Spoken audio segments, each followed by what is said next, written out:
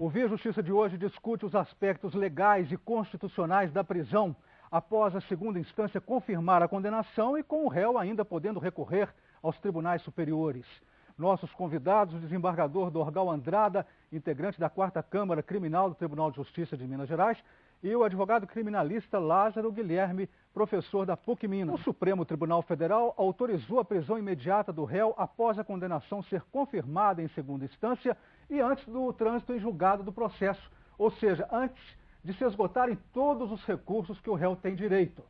O que levou o Supremo a decidir dessa forma, desembargador? O Supremo ele vem tomando posições que se alternam. No passado, ele não permitia. Depois, ele passou a permitir essa prisão de segundo grau. E, no meu entender, está tendo um pouco de interpretação que não é só do campo jurídico. É talvez a pressão da sociedade pela impunidade, a morosidade dos processos.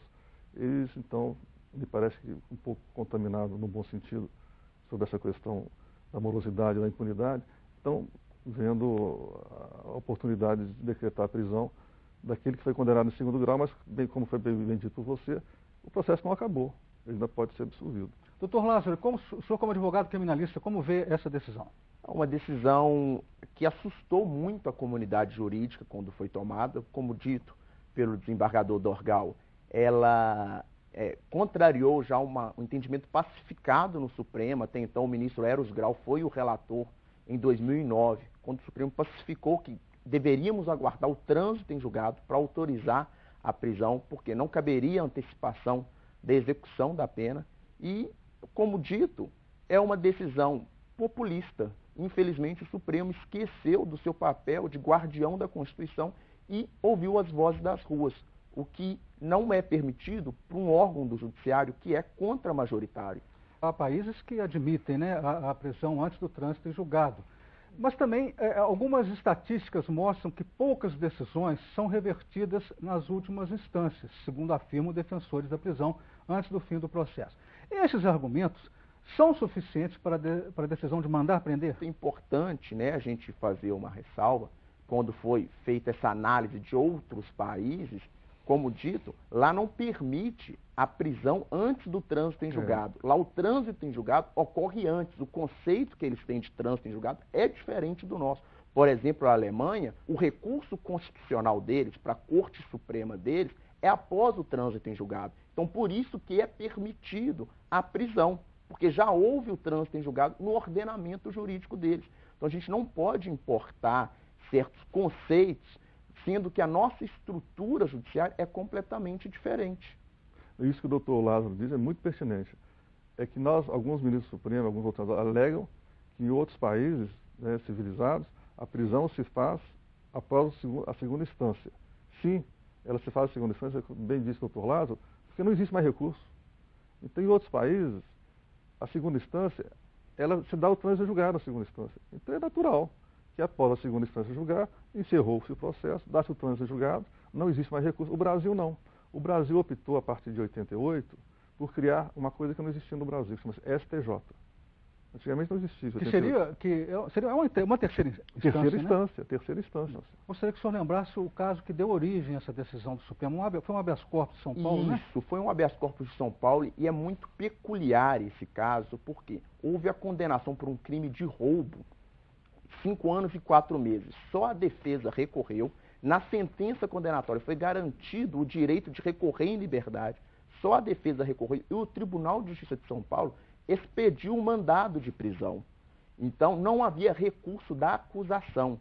E o Supremo, surpreendentemente, num primeiro momento, o próprio relator, Teori Zavascki, concedeu a liminar para revogar essa prisão, mas quando do julgamento do mérito, reviu seu posicionamento e determinou a prisão.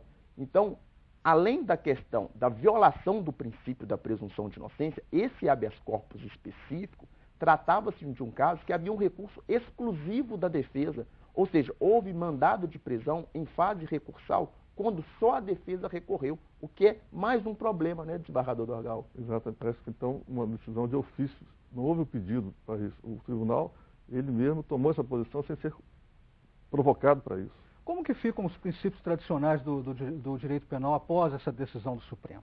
Quais os princípios que foram atingidos? diretamente o princípio da presunção de inocência, e aí é importante a gente destacar, a nossa Constituição deu, de fato, uma elasticidade a esse princípio da presunção de inocência, colocando o marco temporal do trânsito em julgado. O Pacto de São José da Costa Rica não menciona o trânsito em julgado, menciona a formação da culpa. Mas a nossa Constituição colocou como uma garantia fundamental o trânsito em julgado. Então não cabe uma interpretação onde que não é necessária essa interpretação. Se se interpreta onde que é literal, onde que é claro, na verdade o Supremo está legislando. Então houve uma ofensa diretamente ao princípio da presunção de inocência, mas também ao contraditório e à amplitude de defesa. Eu gosto de usar esse termo amplitude de defesa no processo penal, porque é mais do que ampla defesa, justamente pela liberdade que está em jogo do réu. Nós perguntamos, deve-se prender ou garantir a liberdade até o momento final do processo? A liberdade de uma pessoa é algo muito sério e, geralmente, por mais que os tribunais tenham uma decisão colegiada, eles também erram. E a gente também não pode negar que a gente sabe muitas vezes que às vezes eles não têm tempo para apreciar o processo, o judiciário ele está cheio de trabalho. E também muitas vezes esses processos acabam sendo avaliados por assessores também com excesso de trabalho. Existem situações e situações, né? Em caso de uma primeira instância, onde você tem provas robustas, onde você tem todo o material que é indiscutível, né, e que dificulta a defesa do indivíduo, não vejo razão, né? Mas levando em conta a questão do sistema judiciário brasileiro, com todas as falhas que a gente tem, com todos os retrocessos e atrasos que nós temos, é uma posição um pouco delicada, né? Eu acho que deve ser preso imediatamente, dependendo do crime. Porque é o seguinte, se você deixa esse réu que cometeu um crime mais grave, o que tem sido provado aqui no Brasil, que ele vai cometer novamente o crime. A justiça garante outras instâncias para a pessoa recorrer e se ver livre, né? Às vezes uma condenação injusta. O Brasil, assim, com essa crise toda do impeachment aí, se não tiver recurso, muita gente que às vezes eram inocentes, que não tiveram provas contra elas, já estariam na cadeia. Doutor Lázaro, a opinião do senhor, a visão do senhor sobre a fala popular. Esse é o problema, que a população às vezes não consegue entender, que o que está sendo discutido no Supremo é um direito deles, é um direito próprio, não só o direito do outro.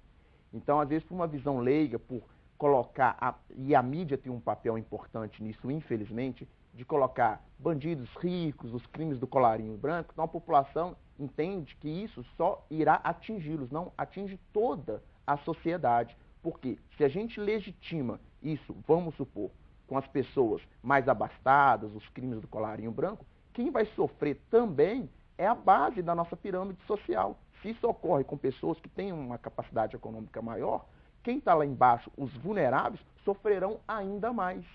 Então a gente tem que tomar cuidado com essa questão. Desembargador, sua análise sobre a fala popular. Alguns ali, me parece, o que eles encaixam mais na vontade de fazer a prisão imediata é mais na prisão preventiva.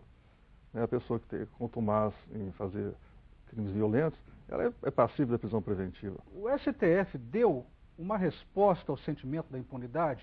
Como ver a decisão do Supremo e os apelos da sociedade por maior rigor penal em face da violência crescente?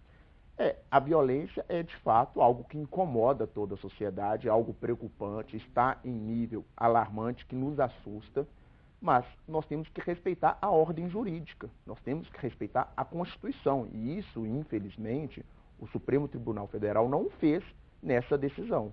Como ver o entendimento de que a prisão após a condenação em segunda instância confere credibilidade ao judiciário? O judiciário imagina, e há uma confusão, de que a credibilidade está na punição. Ou seja, só há credibilidade no judiciário se houver punição. E isso não é verdade. O judiciário está ali para aplicar a lei, fazer justiça, e justiça não é sinônimo de punição. Então, a população cobra do judiciário, mas o judiciário não pode se render a essas cobranças da população, porque a função do judiciário é outra. Repito mais uma vez, o STF é guardião da Constituição.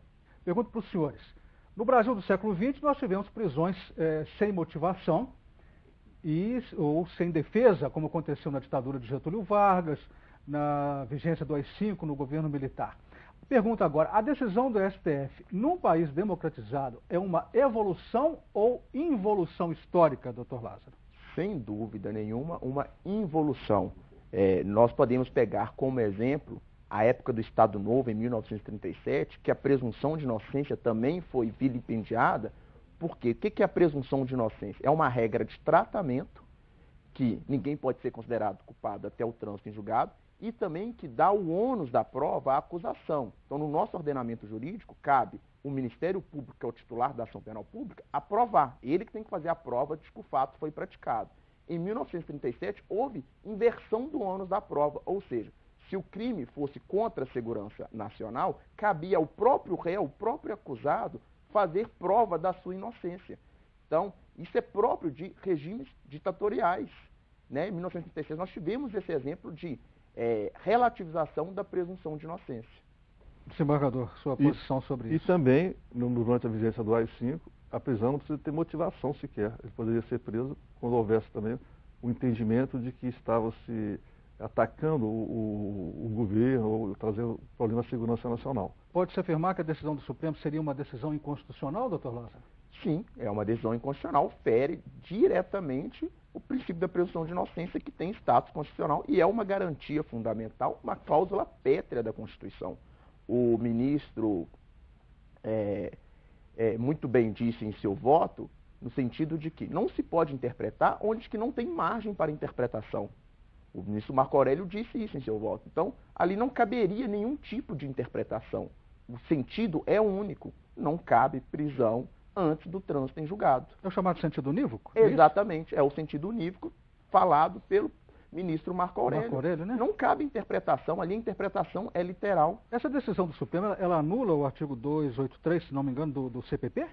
Sim. Houve até uma ação declaratória de constitucionalidade após para dar validade ao artigo 283 do Código de Processo Penal, que exige o trânsito em julgado para permitir o cumprimento de pena. E os ministros negaram a liminar, ainda não foi julgado o mérito dessa ação declaratória de constitucionalidade número 43 e 44, negaram a liminar falando que não há ofensa ao artigo 283, mas na prática há sim. Há uma ofensa ao artigo 283 porque ele, é claro, ele repete parte da Constituição no que diz de aguardar o trânsito em julgado para o cumprimento de pena. E nesse aspecto é muito curioso, quer dizer, o artigo 283 é cristalino em dizer que não pode ser preso no trânsito em julgado. Mas o Supremo não tira esse artigo do ar. Ele não declara ele inconstitucional. Os princípios garantistas no Brasil estão se perdendo até que ponto, doutor Lázaro? Estão se perdendo. A gente vive uma crise desses princípios garantistas que estão na Constituição e infelizmente, o prognóstico não é bom. Diante desse contexto político, dessa crise que a gente vive, o direito, cada dia que passa, ele vem perdendo espaço para discussões, outras questões que nada tem a ver, que não tem nenhum propósito com a nossa Constituição. O grande problema dessa decisão, e o ministro Ricardo Lewandowski destacou isso quando ela foi proferida, é que o Supremo reconheceu o estado de coisa inconstitucional do nosso sistema prisional. O nosso sistema prisional está falido. E com essa decisão nós vamos aumentar a nossa população carcerária, porque nós vamos permitir que também entrem no sistema quem ainda não foi condenado com trânsito em julgado. Então, diante de um sistema falido, a gente insiste em aumentá-lo. Muito obrigado aos senhores pelas participações. O Ver Justiça de hoje termina aqui.